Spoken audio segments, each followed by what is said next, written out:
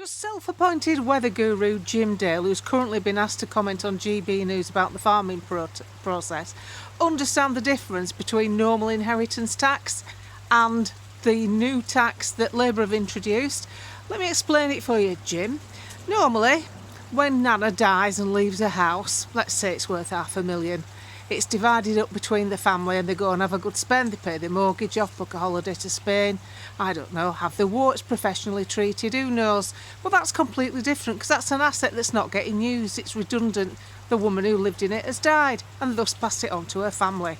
Sadly, it's quite different for farmers because they're actually using the asset to make a living. Sometimes whole families live on the farm, the mum and dad, the sons and even the grandkids. And all of a sudden, granddad dies, the asset goes to the son and he's forced to sell part of it to pay the inheritance tax of the thing he's actually living in and working on.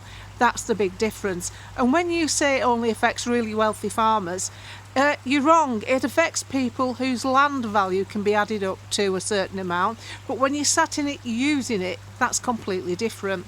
Obviously Jim doesn't understand a lot about business, does he? I don't think he understands much about the weather, to be fair. I mean, I'm still waiting for that heat wave to break he forewarned us about in March. Tick bloody tock, how long do you want? It's November, Jim.